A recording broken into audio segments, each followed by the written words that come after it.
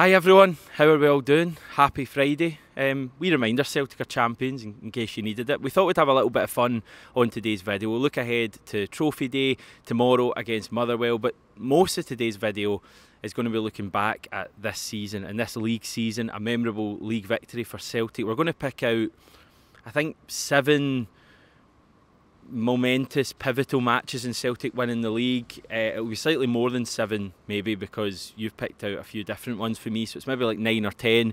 We're going to batter through them, talk about our memories of the game. We're going to play some of the clips from the reactions at the time. We're also going to hear from Ben Banks later on in the video as well, Motherwell fan ahead of tomorrow. He spoke to Ange last week, so it's a packed video. Stevie's still drunk. He's been drunk the whole week, and you were drunk here at Celtic Park the other night, weren't you? You had a fun night after we clinched the title. I did. Brilliant. It was an amazing crowd to welcome back the heroes for Dundee. Yeah. Celtic, that is. No, no me. No me. Oh, not you. But it was amazing. And, you know, the game, the final whistle, from there on to the walk up to Celtic Park, seeing that crowd, seeing Ange come out, address all the fans, and the players looked to be loving it as well. It was amazing. And you know, I was saying to you, Hamish, the scenes with the pyro and the fireworks, it was like something, you know, it was like a team winning it abroad. Like, it's the sort of scenes you see in Serie A and all that, when they win leagues there. It was just amazing. What a brilliant night. It's a little bit calmer now, although there are still, I don't know why I keep turning around, there are still cans of Tennent's round there. I'm assuming that was you. I don't drink Tennent's, so it wasn't me. Right, okay. Okay, right. Let's move on, chat about the game. First game we've got is Pittodrie, near the start of the season. I think our 8th game of the season. The previous 7, we'd won only 3, we'd lost 3, and we had that draw here against Dundee United, funnily enough.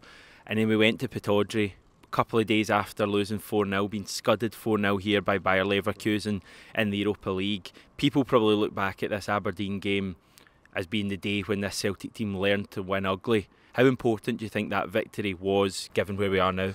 Very, Hamish, because that's the one thing we always talked about. Where I've seen this Celtic team batter teams 5-6-0, or they would be unconvincing and then drop points. It was either one or the other. There was never in between. And if you want to win a league, you've seen many Celtic teams over the years do it. Many teams in general, when you go to win a league, you're not going to batter teams 4-5-0 every week. Yeah. Doesn't happen. You have to grind out wins. And when we went to Pittodrie, we knew that was going to be a tough game. You've got to remember Aberdeen were in transition as well. They had a lot to prove. They were under pressure. Stephen Glass at the time was under mental criticism from his own fans. Scott Brown in the team? Brown as well, yeah, of course. And just in general, it was like 2 teams with a lot to prove. And we had to go there and just show bottle, and we did. And especially, it was more impressive considering the amount of pressure that was on us after the Leverkusen game. We dropped points against Dundee United the week before it, I believe. We'd been beat against Livingston. There was all this hype about how bad we were away from home, Hamish, and we were just looking for the team just to stand up after Aberdeen scored that equaliser. They did. They showed resilience, and then they got that ugly win with Jota, and it was just so massive. And when you can do that, I think the team eventually realised, yeah, we don't need to batter teams every week. Yeah, we will be able to win like this. And even the defence, who were criticised, the worst defence ever apparently, of course. I know, but that defence would have taken so much heart from it, and they just seemed to gradually get better. But that was the turning point for that team, turning point for Ange. Amazing thing as well, though, Hamish, is even if we didn't win that game, it wouldn't have been panic stations. It would have been so disappointing and everything. The media and everybody outside Celtic would have been laughing. They would have been, you know, dying to see Ange out the door and the players fail. But I think all the fans, we've all been fighting it together with the players and manager as well. We would have still rallied, but there's no doubt about it, man. That was massive, that game. This is the day that we win away. You've got to embrace it, Stevie. We've won a game away from home. Yeah. Hi everyone. Sorry, I almost forgot you were there. We're live on 67 Hail Hail, live, I should add, from Babbity Boutsters in the Merchant City. And we're speaking after Aberdeen 1, Celtic 2. Let us know in the chat if you can see us and hear us. Stevie, amazing, isn't it? It's amazing to support a team that wins games away from home. It's brilliant, and it's amazing to finally be positive here after the game. You'll find a way to get negatives out of the way. I'm sure those wonderful people in the comments will be saying very nice things about me as usual. But no, it was great. It was so nerve-wracking, though, wasn't it? It was like, I mean, the last 10 minutes were murder, but we finally done it. First win away since February the 14th. Too long for a club like us, it really is, but I'm just glad we've finally done it. What did you make of the singing voice there? Well, I'm glad Top of the Pops is no longer on telly, Hamish, but even if it was, you were never getting on it. Thank you. What did you all think of the singing? I've actually sang on the channel more often than I care to remember. Anyway, the point I wanted to make, you were chatting about it a minute ago. I think, when you've had success now and you look at, we're kind of, to use an Ange kind of expression, where we've climbed Everest and won the league, and you look back at the times when things weren't as good, and I think there's always a tendency to kind of exaggerate and over-dramatise how bad things were. They weren't great. It was a faltering start to the season, but I don't remember too many Celtic fans going about saying Ange is completely hopeless. I think in general there was a feeling that there was real tangible signs that he had it and the players were buying into his way of playing football, but that we just weren't getting the results yet. I think there was a feeling that we had to start getting the results, because if we hadn't won at Pittodrie, and I think after that we had Fir Park and Easter Road coming up, Motherwell would start the season really well, and so would Hibs. So, those were tough games as well. I think there was a bit of fear in the support, but I think there was also a bit of excitement. Is that how you remember things, or am I now looking with kind of green tinted specs? You're very different people, but I remember in that period of the season just not dreading it, but I was quite nervous going into some games, because I just felt, we couldn't afford to drop that many points after September. In fact, I'm fairly sure that after the Livingston game, Ange did come out saying something like, we're going to have a near perfect season, we can't afford to drop points, and we have. But you did know that certainly after that Leverkusen game, it wasn't about, it wasn't about battering Aberdeen by 4 or 5. It was just about getting that win and galvanising the team again, because they would have been they would have been hurting after that win at Celtic Park, and they managed to do so, and it's done so much for them, for their mental confidence, and you've seen how we've been after it. They've just went from strength to strength, Hamish. And a real turning point, I think, was after the Leverkusen game. It's well spoken about now. Ange and the players had a moment. The players could either back Ange fully when they learned that things weren't going to change at all, or they could perhaps go the opposite way. In our season, who knows what would have happened if the likes of Callum McGregor and, I'm trying to think, players who'd been at the club, players like David Turnbull, if they hadn't have bought into what Ange was doing at that stage, if they'd have gone, I don't like this, then it wouldn't have ended well for us. So I think real respect to the players, and obviously Jota getting that winner and making me sing, Jota on the wing, Jota on the wing. See you later, everyone, right? We move on, right? Hearts, Thursday the 2nd of December. This is where me and Stevie go on very different roads, because I am picking this game, you are not, for some bizarre reason. For me, I'll explain why I'm picking this game. For me, the league title was probably, it wasn't won, but when you look at the moments when Celtic could have faltered badly, that moment I spoke about there, after the Leverkusen defeat, also the months of November and December when we had injuries galore, we were missing so many players, and Rangers weren't playing well, but they were ultra consistent. They won, I don't know if I said this the other night after the game, they won 9 matches in a row in the league between the end of October and the winter break. They didn't drop any points at all. A lot of them were kind of last gasp victories. A lot of them they didn't play well. The one at Easter Road a few days before this Hearts game, when they got a penalty for Rangers. I just think this was a time in the season, with all the injuries we had, where our title bid could have faltered. And I'm not talking like losing like 3 out of the 9 games. I'm talking if we'd have dropped like 6 points out of those 9 games, I think it would have been like 10 points behind at the winter break. Celtic just kept winning, and you could pick out the Motherwell game, you could pick out, we are going to pick out the Ross County away game. There was numerous other ones as well, but this for me, the 1-0 win over Hearts Thursday night here at Celtic Park, a couple of days after they'd gotten Easter Road and scored a real last minute winner, and I just thought Celtic that night really dug in. Hearts were only 2 points behind us going into the match, and this is December. Hearts had a great season, good players, they had real chances in that second half, but Celtic won that game. And I know you want to pick out Carl Starfelt from that game as well, and I think rightly so. I did, but first off, a shout out as well, because remember that was the only time we ever heard from the head of referees, Crawford Allen, over a decision that could have went either way. But they really exaggerated that, the journalists and everyone in this country. Not like them whatsoever, is it? But yeah, for me, Carl Starfelt really stood up to be counted in that game, because I believe that was his first game back from an injury as well. And for the most part, he was comfortable. But he showed another side to his game. He showed the resilient side to his game, where he had to really concentrate and dig in, because in the last 15 minutes, Hearts threw everything at us. and he just cleared everything that came into our box. He got rid of it. I was really impressed with him that night. A couple of last-ditch challenges as well. Brilliant. And I was a critic of Starfelt, as we remember. Not going to shy away from it, because I thought I was. And he grew on me, and I remember seeing after that game, I went, I think he could be a player. Then when you add in, thinking that game, and CCV wasn't playing, I think it was... Yeah, that was the game he missed. Yes, Welsh was next to him, wasn't it, I think? It would have been, yeah. So after that, you then seen the difference in Starfelt. After he had a good game, then CCV came in, and in that run in December, I know we got through the games in December, but a lot of that was down to day 2 in defence. We didn't give a lot away.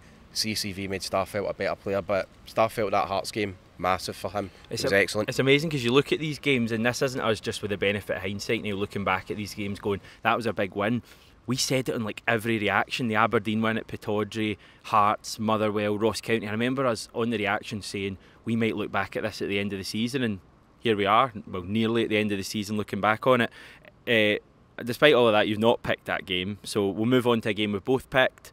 Touched on it there. Ross County 1, Celtic 2. It was the 15th of December. Again, December was a really challenging month. Game after game after game. League Cup final, Europa League.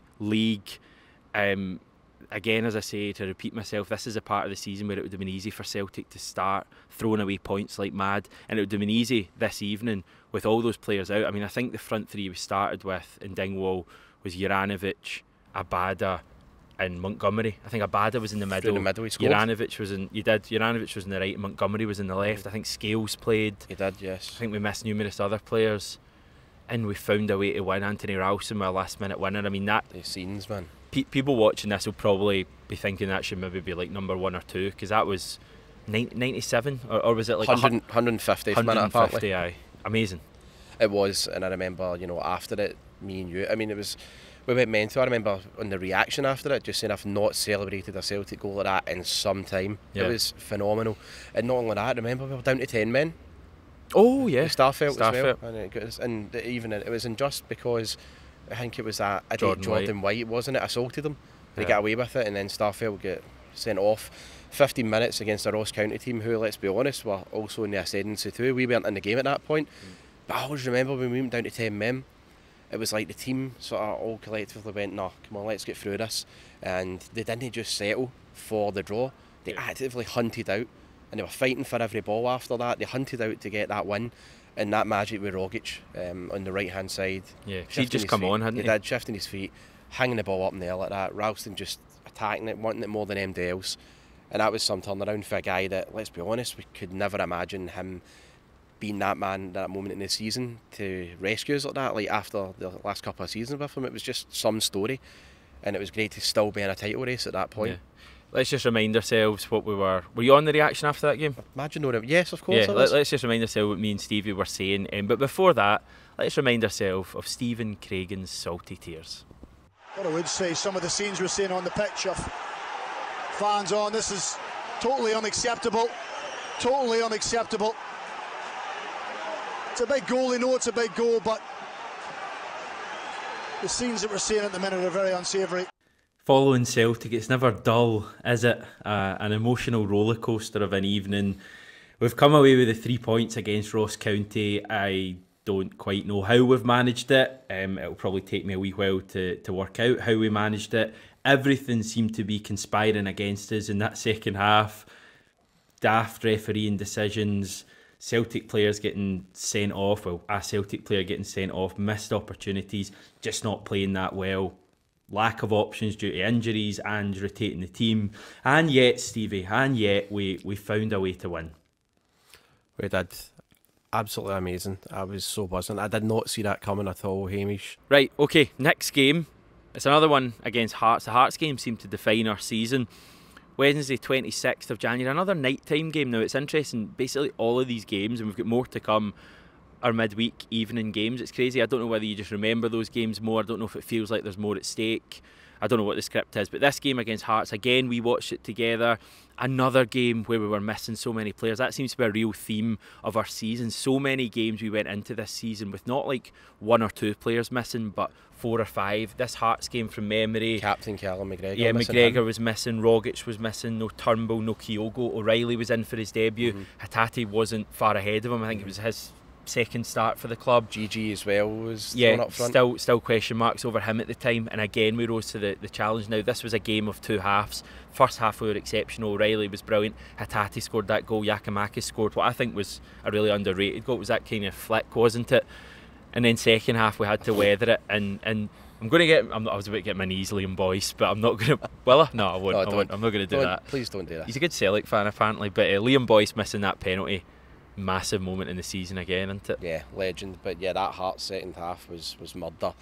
That was the game I remember saying after it that you really noticed what a player we had in JJ. He was outstanding that night. Yeah. He was brilliant, and you saw the composure. There was a time in the, I think, 70 minutes or so where Hearts had two players hounding him when he had the ball in the corner, and he still got out with it. Just wee things like that. See, when you've got a guy like Juranovic and say you're under the cosh like that, and you're able to see a guy hold on to the ball like that, get it, take the pressure away on from a tight you, pitch, and you're just like, that must do confidence for that team. And then you remember in the last sort of 10 minutes or so, the team started to get right back into it. We should have scored a third, but yeah, there's no doubt about it. We can talk about how good we were and how much we rode our luck in a way, but that Liam Boyce penalty miss was huge for us at the time. How big was that, do you think? Well, we celebrated. I remember where we watched that. We celebrated that penalty miss like we scored as well, and of course we were celebrating. I was celebrating the goals massively because it was more goals into Craig Gordon, of course, great guy, and I never criticise him. But it really was like a goal for us, and we deserved that luck as well for all the players we had out and everything too. Hamish, and you know what, man, it was, looking back on it, it was just as crucial as any goal for us too. Because it rolled like right across the line, didn't it? And the Hearts fans thought it was in. And it could have hit off the other post or whatever and went in. But it's actually a wonder it didn't go in. I know, that night as well, you were starting to wonder because Rangers were playing Livingston. Yeah, and they scored like 80 minutes or so. That's what I mean. Rangers at that stage weren't dropping many points. Now I know the points eventually dropped, but there was a feeling like we could keep winning and they might just keep winning as well, and it'll come down to the derbies. And I suppose it did to an extent, but I don't think we foresaw them having such a kind of drop in their league form. Imagine there'd been cameras on us that night upstairs in Babbitty Bowster in the last 20 minutes. How do you know there wasn't? That's a wee bit creepy. Security and all that. Oh, right, okay. Still. I thought you were alluding to something there. Yeah. I was pacing. I don't think I sat down the last half an hour. I was just pacing. I think we even had a wee falling out, didn't we? Because I remember I snapped at you about something. Did you? Because I was setting up the equipment, you were asking me a question, and I'm sure I snapped at you, and that doesn't happen often between us. So it was clearly a nervy point in the season. And then, of course, we did the reaction afterwards. I remember wearing the same stuff. Play the clip. And breathe. How's the heart rate, everyone, after that? What an incredible match and a massive victory for Celtic in the end against one of our main rivals, Heart of Midlothian. Right, so we move forward. This was the whole season's been tough, but this was a really tough run of fixtures for Celtic. I think just a few days on from Tynecastle, we're here against Dundee United. Yep. This isn't one I've picked because I think what we should do is kind of group this together with the game that comes a few days later. I think I very much look at that rather than two matches. I look at it as like 4 days. Rangers dropping points in Dingwall, us beating Dundee United with a late goal to give ourselves a chance to go top of the league against them on the Wednesday night. What's your memories of? You can touch on the Dundee United game first. I remember being so frustrated at the game as well. There's a shock, I know, but it just agitated the entire game, thinking we could have put that to bed in the first half. We didn't. Matt O'Reilly missed a great chance. GG missed a sitter in the second half. It was the same old story with Dundee United. That goalie, Benjamin Siegrist, was outstanding against us. He was brilliant yet again, and you're thinking, come on. But it was yet another. If we didn't win that game at that point, you are thinking this Celtic team, as good as they are, when it comes to the pressure in a must-win game, can they do it? Because we'd had Livingston at the start of the season with the 0-0 here. Yeah, no, of course. And there was a lot of similarities. People were saying, not me, but a lot of people did say it was like Gerrard's 18-19 Rangers in terms of putting pressure on that Celtic team at the time. Yeah. Every time they seemed, they were just within touchdown distance, they did something stupid and they imploded, and then they're back to square one again, and it felt like we could have done that. Yeah. But then I remember getting into Celtic Park that day, the atmosphere, when they dropped points, about 2:30 I think it was, it's around about the North Stand, the Celtic way, we're going nuts. You're thinking we're going into this.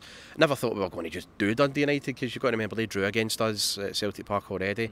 Well set up and well drilled, and they know their roles in that. Tam Court set them up pretty well. Yeah. So I was expecting another tough game.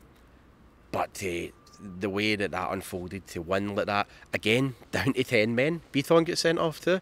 And that was the moment for me. I remember when Joe Hart was setting up a free kick. And I think at that point, Beaton or Sunday was going to give Joe Hart the captain's armband. He was just saying, no, don't care, focus so much on the free kick. I think he gave it to JJ. And that was it for the last 10 minutes. We were relentless. I never saw a goal coming, but it was just a case of, make sure we don't get beat at least. But to get that goal in the last minute like that, the scenes you saw after it, wild. And it just set us up so nicely for getting into the game against Rangers, Hamish, because that team after that, smelling blood, they would have saw what happened at Dingwall. They would have saw how they were able to sort of, again, win ugly there against Dundee United. And one more win would have meant we're no longer chasing now. We are having to look sort of behind us. We're not having to chase anymore. We can now be in control of the title. And it's not about what Rangers do and slip up. We can do it ourselves. And when you look at it, we actually never look back for that. We've been top ever since. I have no idea how this video is going to go today because that game was absolutely remarkable. We're filming this, about 10 minutes on from full time basically. There's crowds still behind us walking away. It was just an exhilarating end to that game, Stevie. Yes, I'm not going to, hi everybody, I'm not going to say how old I am, of course, while we're recording, 55. I think. But anyway, of all numbers. I have seen some mad games at Celtic Park, a lot of great games, a lot of terrible games. That there was just wild. I have written down so many notes here, and about 99% of my notes written down talking with Hamish, and you about this, was just a rant about that performance by us, and then for the last sort of bits of it, it's about how brilliant we are again. I think we'd been top at the start of the season for like a millisecond when we beat St Mirren here, but after that we'd been chasing Rangers the whole way, and then sometimes the circumstances just line up and we had the chance to beat them to go top. Remember, this game was meant to happen at the end of December. If it hadn't have been for those pesky clubs that one pesky club, the only club that wanted to bring the winter break forward, of course Celtic, then the game would have happened at the end of December. As it was, 2nd of February, I always think a memorable game when you know the date straight away, and I remember like 20th of February 2011, the 3-0 game against them here, and I think that one, 2nd of February 2022 so memorable, I forgot the year. I think that's a game I'll remember forever. That night was amazing. The atmosphere. I remember me and a few of my pals were going for a couple of drinks beforehand, and they all took half days, and we thought we'll be clever. In fact, they might have taken the whole day off. We turned up at the pubs at like 1:30, thinking, right, God, it'll be nice and quiet, folk won't come to the finished work. The pubs were all jammers at 1:30, and I know that doesn't exactly mean that Celtic are going to win the game, but I just think everyone was just so up for this game. The atmosphere is as loud as I've probably ever heard it at Celtic Park that night. I don't know if we'll ever come close to that, because I think you just need all the circumstances to go your way. The fact it was a night game, the fact we could go top, the fact this connection the fans have with Ange, and the team just delivered that night, that first half performance. And I think too as well, not to talk about the football just yet, but remember we did a preview, me, you and John. Yeah. And every time against Rangers, you know that I am usually I'm nervous about a lot of games because I never just think it's a gimme. We have to work really hard, and this Celtic team have to work really hard to win this as well. But something about that, getting into that game that night, where you just felt this is going to be ours. An early goal, you just knew Rangers, the form they were in, they were dropping so many points. They just when I wanted to know, and it was massive for us. Incredible. That bad a goal. Is that a moment of the season? It's the most celebrated goal of the season still so far, and I'm including the ones at Ibrox as well. I remember celebrating that goal and actually going through my mind like, this is just, like, they'll never get better than this. Couldn't believe it. I mean, when that goal, we're still all celebrating Hatate's brilliant second. Yeah, and then I could not believe what I was seeing, and lasted for about 3 or 4 minutes of just dancing and going. It came right before and half time was even going nuts. We never looked back for that point, did we? I know you just touched on that. Do you, how big was this result in terms of winning the league? Is it one of like the top 3 for you? Yeah, it's one of the top 3. It's a day that we finally realised that, you know, the Rangers are coming into that game as champions as well, and we did show them a lot of respect. The team did, but I think when the team got that one over them and realised, no, they're there to be beaten. This is a Rangers side that are indeed champions. They have been top of the league and we've been chasing them. But I think after that the team went, no, they'll be chasing us now for some time because Possessed that night. They were. And look at Callum McGregor that night as well. Barisic, an experienced international pro. He didn't want to be there. Yeah. He was dying to get off the park. I mean, these are guys, now that are into a European final. And that night at Celtic Park, they did not want to be there. It says a lot about the team. It says a lot of the atmosphere and the frenzy that Ange and the fans whipped up that night. So yeah, it's a top 3 for me. But I agree with you. Memorable match that will live on forever for me. I think you remember in the season they won the league year before, the kind of season that we don't like to remember and that was a bit of a fake season when they won here at Celtic Park 2-0, and I felt that was the result that they never looked back on because it just wounded us and it gave them all the belief, because you look at the opposition and you think we're better than you, we can win this league. And I think that was a night for us with Celtic, and I don't think we win the league if we don't win that match. I really think if they came to Celtic Park and drew that game, yes, we'd still only have been, I think, 2 points behind at that stage, or even maybe 3, but it would just have been so difficult, I think, to really not have taken that opportunity and to get the troops going. I think that was, seize the moment, and we just did that night. It was incredible. Now, the following Wednesday, another night game, you've picked a 3-2 win at Pittodrie. This isn't one of the official 7, which I picked, but we'll give you a minute if you want to chat about what you think, because to be fair, this was another big win. So yeah, the reason I picked this is because, remember, we'd battered Rangers 3-0, and then we went to Fir Park, we won 4-0, and the football we played was exquisite. Now again, we went to Pittodrie, first half we were in control, but then we dropped off. They brought it back to 2 each. The reason I picked this one is because at that moment, when it went to 2 each, we could have collapsed. We could have went, oh no, we don't fancy this. Aberdeen, the fans were rampant at that point, I remember. And then all it took was Tony Ralston with a head onto Jota, who's in his clinical finish, right? And what was good about that and we're out of time. Let's move on to Livingston. Wake you up, you can finish that. Anyway, I'll be very quick, just to say what was good about it, but thanks for that. Hailing pace indeed. What was good about it is when we screwed the nut and we scored that goal, the team concentrated after it. They didn't let Aberdeen back in it, and we saw the game out. And again, it was another ugly win up there, but after playing such good football and being comfortable in the last 2 games before it, we mixed it up again and it showed another side to us that season. Right, everyone, it's at this stage that I've got to interrupt because rather inexplicably, neither me nor Stevie decided to include this game from the 20th of February, a crucial 3-2 home win against Dundee that put us 3 points clear at the top of the table. It was a day when Giakoumakis stole the headlines in more than one way, and what a massive game. Don't know quite how we forgot to mention this when recording, but I'm doing it now. And while I'm recording this bit from the future, yeah, Tom Rogic, very sad. Near Beaton, also very sad. We'll touch on all of that news after the game tomorrow. Right, back to it. Livingston 1, Celtic 3. That was a massive one. We all know the history we had at Ammanvale on the plastic. I think 4 or 5 games without victory. Anything that could go wrong seemed to go wrong when we went to Livingston, and we went to this game.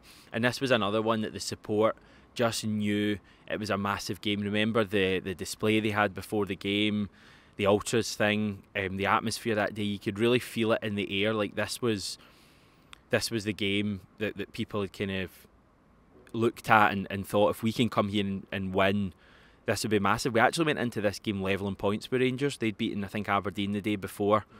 Was that another? No, it was 10 minutes to go. Ruth scored. Right, I thought it was another penalty to Rangers, but we went to Livingston the next day, and they'd have been waiting for us to slip up, and probably a lot of Celtic fans had some worries. I certainly was worried. I knew it was a massive game, and again, Celtic just answered the call that day. We were excellent. I remember Maida being brilliant. I remember Near Beaton having a good game. I think the defence stood up for the majority of the game, and it was a game we won convincingly. And I think, we've had slightly bigger wins this season, but I think if you're asking me the game that I came away from this season and went, we're going to win the league, that was the one, I think, because going to Livingston, a ground that we struggled at so much, and coming away with such an emphatic victory and playing so well, and just saying to Rangers, no, you want us to drop points? Well, tough luck, we're not going to drop points. That's the one I came away from thinking, this team has what it takes.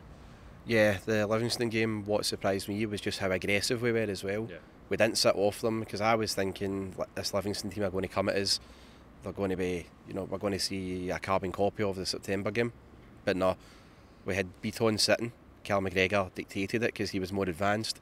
McGregor in those opening 20-25 minutes was outstanding for us. Yeah. Really led by example. He missed a penalty as well, didn't he? Penalty for Celtic. You don't really hear that often, but there we are.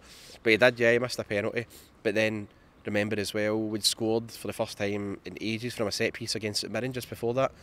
We did it again. Vickers, yeah. Starfelt's header, I believe, and Maeda put it in. Yeah. Maeda was brilliant that day. Yeah. But that was great. That was his big display, wasn't it? That was, you speak was. about Starfelt's moment. I think that was the game when everyone was convinced and went, this guy's a player. Yeah, this guy's very good. And also to James Forrest, who had been slaughtered, put the third away very well. Did someone prior to that say that James Forrest would score a big goal? What's the next game anyway, Hamish? Get your own back. The next game is Rangers 1, Celtic 2 at Ibrox. Now, if we're brutally honest about it, this is a game that did win us the league, because number one. This was the moment when we were 3 points ahead going into this game. This was their moment when they could beat us and put it back to level, and they were the champions. They were the team that had more winners in terms of last season. We're a newly formed team, and it would have been again. I think I'd still have backed us even if we'd have lost at Ibrox with the game to come here, but it would have been much tougher, obviously. A draw would have been a great result that day. I think we'd all have settled for a draw before the game, but Celtic weren't happy with a draw. Celtic went and won that game. We got off to the hellish start. Again, I'd love to have seen a camera in the pub with us sitting round there. I think one of us, maybe me, uttered the words that we're going to get beat 4 or 5-0 here when Ramsey scored that early goal. But that Callum McGregor moment, driving the team forward, Rogic gets the equaliser, Carter Vickers gets the winner. We were relatively comfortable in the second half. Very comfortable, Hamish. And then after that, I remember us dancing around the table, and I remember saying we're going to be in the Champions League next year. Like that, obviously, like winning the league at Tannadice and here at Hearts, the couple of days earlier was amazing and emotional. That was the day when I actually realised, and I went, we are actually going to win the league. Livingston was the day when I thought the team really could, and I was convinced they would. Well, convinced they could. When we won at Ibrox, that was like, oh my God, we're actually going to do this. You look at the reaction of the Rangers players after it too. It's over. Was that not? It's over. The players. Oh, sorry, the fans as well. The players just sunk to their knees. I think they knew deep down we weren't going to be dropping a lot of points. I mean, look at that was the day that the Premiership became unimportant to them, wasn't it? That was the day when they're going all in with the digs here today. But yes, it was indeed. I mean, after that, of course, they had this. No, they were playing Braga away, but I think that was the moment they realised that was done. They were all in on that one, and then they had to then focus on the Cup in Europe after it. Do I look smug right now? Hopefully I look really smug right now, because I absolutely feel smug right now after that. Celtic have beaten Rangers at Ibrox, a massive, massive win for Ange Postecoglou's men today. We've got Stevie on with us. I'm a bit out of breath as well. It's been a hell of an afternoon at Ibrox. A game that I'll remember for a long, long time. I hope you all will as well. I hope you can hear and see us loud and clear. Stevie, we probably don't need you for this one, mate. Just you go and get a wee drink or something. I'll do this whole video. I could speak for the next half an hour, guys and girls. Stevie, the floor's yours, mate. I'm really, really proud. Getting into that game, we were really nervous all week. We were excited as well. Yeah. But, I mean, honestly, after the start we had and how that team recovered, how they stood up to that crowd, how they stood up to the players, how they stood up to everything thrown at them, and they made me and you, I want to look at you as well, smiling so much. It's got to the point, everyone, that I haven't done my notes. I've not done any of the notes. Notes, just like form, notes go out the window on a day like this. Yeah, it was my pal, I think the biggest fun for that one was that second half, how comfortable I was. Because watching games with me, I can be a nervous wreck and all that. And people on the channel have actually said, saw a couple of comments, I'd hate to watch a game with Stephen. You probably would, because I'm so tuned in and I'm glued to it, and I'm a nightmare at times. But for some reason, that second half against Rangers, I was so confident and comfortable with it. I really didn't see us in any bother. If anything, I was thinking we were going to be scoring again, and we should have. Abada really should have put the... Yeah, two chances. He had one, he hit the side net, and then he had the one McGregor saved. But nah, they didn't really create much. Sakala, Joe Hart made a very good save, but other than that, nothing. I never felt troubled by them, and the team did well to see it out. Special day, wasn't it? It was. I think that's our final one now.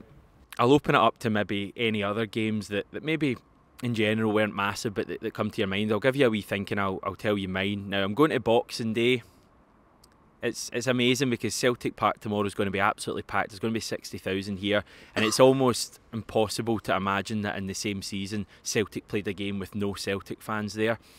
You've maybe even already forgotten about it. We played a game in front of 500 people. They were all St Johnstone fans on Boxing Day. It was the only game we played, I think, since the kind of early months of the season when there was some sort of crowd limit in. And we went into that game with so many injuries. I remember Joe Hart wasn't playing. Kyogo started the game but went off injured. I don't think Jota was there. We're missing so many players. Joey Dawson got a run out. So many fringe players had to stand up in that day. I remember Lee Labada being massive, near Beaton scoring the clinching goal. Barkas, I forgot Barkas played in goal that day. And is he going to get a medal? Why would he? Only played one game. Barkas is the reason we won the league. That's what I'm getting at here. I forgot Barkas played this season. Scott Bain must have been out as well. But that game for me was another massive one, because if we hadn't have won that, I think it would have been 8. If we'd have drawn that, would have been 8 behind Rangers going into the winter break. It might have been more difficult to claw that back. So that for me, I just find it incredible that that's the same season as this one. It seems like a total different time. And thankfully we're in a better place both in terms of Celtic and society as well. You get any other games you want to raise? Only one I can think of is the win over Motherwell, 1-0 in December. Big one. And that was because we really had about 6 big players. Turnbull was up front, yeah, and we still managed to get a win out of it. That was a one for me that if we don't win that game as well, you go into the next one. I mean, that stage in December where you're like, you can start making excuses, and then the team sort of down thills and go, well, look at all these players we've got out. But they managed to grind it out. They forced a real winning mentality, and wee wins like that really helped bring this championship home. Right, okay, we still got a little bit of chatting to do, just a few minutes. Before that though, I am going to play a bit of a chat I had with Ben Banks. Now Ben is so many things. He's a Motherwell fan, he's a journalist, he got to speak to Ange Postecoglou at the Football Writers Awards last week. He's also, if I mentioned, he's a Motherwell fan. We've had him on the channel, but I've already mentioned that. So I thought we could chat to him about a range of issues. Okay, Ben, Motherwell opposition for the title party tomorrow, but you guys are celebrating quite a good season yourself. Yeah, it's been odd.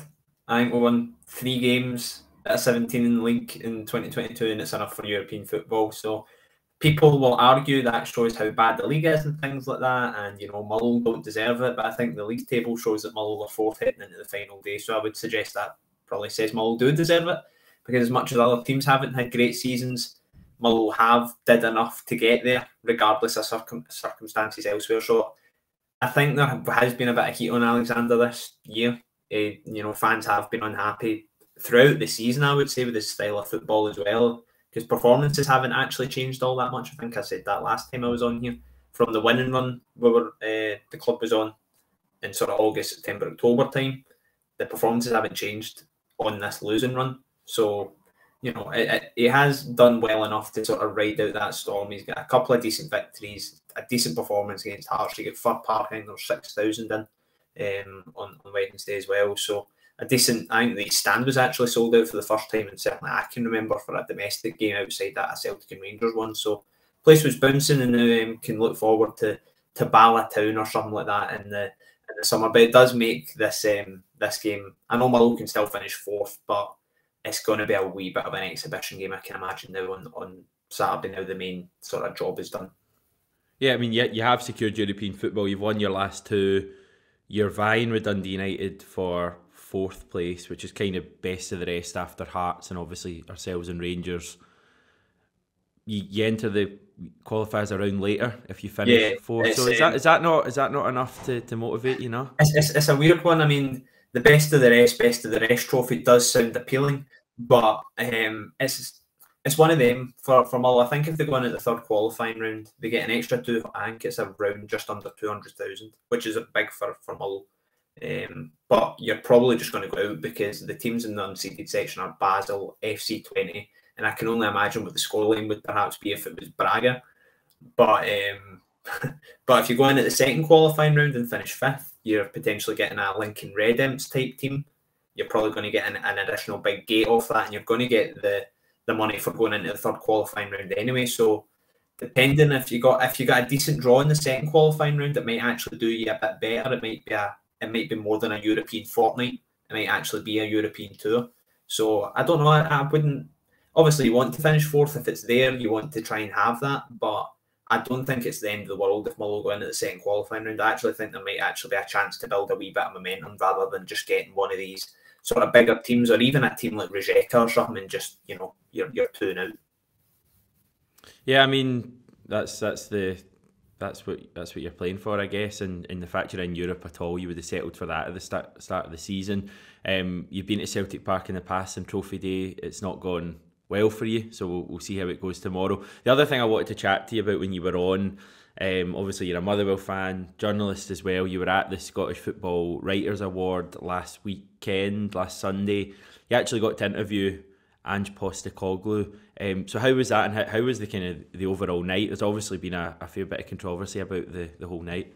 Yeah, I don't feel I could just come on and speak about my chat with Ange and things like that without at least addressing the situation of sorts. I wasn't actually in the room for the full thing because I was doing interviews the full night, so it was great going to speak to Sir Alex and different things like that. Oh, brilliant. A slightly lesser manager than Ange. Slightly, so it was like Calvin Ramsey came in, then Sir Alex, and then it was Craig Gordon and then Ange.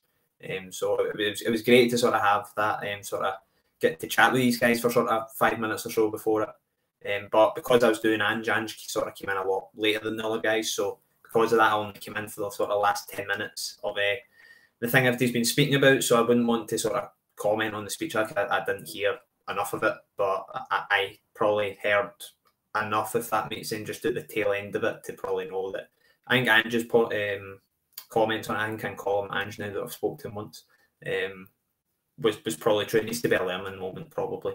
It was, well, obviously the tweets and things that have been up, and some of the stuff was, even the small bits what I heard, I was like, what have I walked into here a wee bit?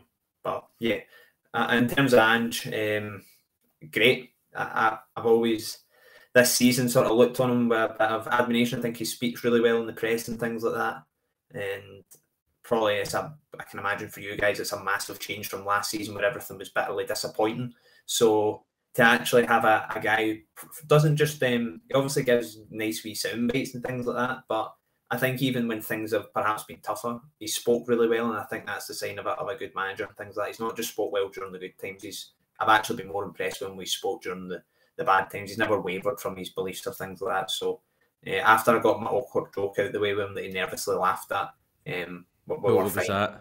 He came in, he was stoned with his trophy. I was like, oh, you're going to need to go to IKEA and get a bigger cabinet for that, I think, Ange. He just sort of looked around to me, just sort of nervously laughed at me, to which point I went... The correct response. To which point I went, you know what, that's probably fair enough, you know what, let's just go and I'll let you go in your day. So, but no, lovely guy, and I'll be there at Parkhead tomorrow, so hopefully it doesn't make eye contact with me and I don't need to relive that moment again. Brilliant. Well, enjoy it. Hopefully it's a good day for us both. Hopefully both teams kind of get what they're looking for this season. I suppose we already have got what we're looking for this season. And yeah, I think we'll catch up with you maybe in the summer about Liam Shaw, because he's maybe not got on quite as well at Motherwell as we would have hoped, but we might do that in a few weeks or so. So enjoy your summer, Ben, and I'm sure we'll catch up with you again at some stage. Thank you very much. So that was Ben Banks. Big thanks to Ben for joining us once again. I'm sure he'll be on the channel in future as well. Now, tomorrow. Exciting, isn't it? What's happening? Well, I'll tell you what's happening actually, because we got an email from Celtic yesterday saying that they're going to put on an event for fan media after the game. All fan media are going to get the opportunity to chat to Ange, and it said players. I'm assuming it would just be one player, maybe two. So that's what's happening after the game. So there's going to be great content on GigPod, where Stevie's from. There's going to be great content on here, and obviously we're going to get to hear Ange addressing the crowd as well. And we're going to get a football match as well. We're going to get to see Callum McGregor get his hands on the trophy. It's going to be pretty special. I think Ange is going to have us in tears. Well, I'll no comment about the tears. Last week was emotional as it gets, so if Ange can get me bawling, you just know that Ange will have been thinking what he's going to say. That's the thing. Specifically to get me in tears. Yeah. That's it, because it's all about me. Yeah. Maybe something like Stevie buy a round. Oh, cheerio. No, I can't wait for it. It'll be amazing to hear Ange, and I can't wait to actually see Callum McGregor lifting the lift that trophy. It's going to be trophy up. special into a new Celtic. That was something I noticed at Tannadice. These new players with their Champions t-shirts, that's the moment that got me a little bit, because we're so used in the past to seeing us winning trophies, and it's like Scott Brown lifting trophies and it's other players. And I know we've already won a League Cup this season, but league titles are different. And seeing these new players, like a full new team basically, apart from like Rogic, Beaton, Forrest, you know, a full new team of champions, it's going to be so special, I think, and they're going to milk every moment of it. Celtic Park is going to be bouncing. So much so that I may jump over to that wonderful club store just behind us and get one of the new t-shirts in time for it as well, the We Never Stop ones. Hold that for a sec. What a guy. The viewers have already seen this, but I've actually got one of these for you, Stevie, so I'll bring it on Saturday if you want to. XXXL, I take it?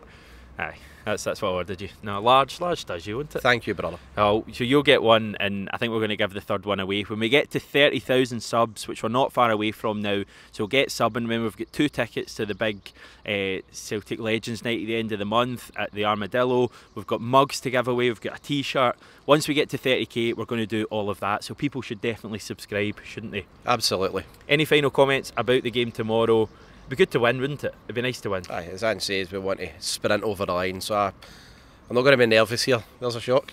I'm going to say Celtic are going to do it 3 or 4-0. Perfect. I'm going to go with that as well. I'll say 5-0. I think Celtic will absolutely do them. I think it's going to be special. Stevie, it's been a longer video. Thank you so much for your time.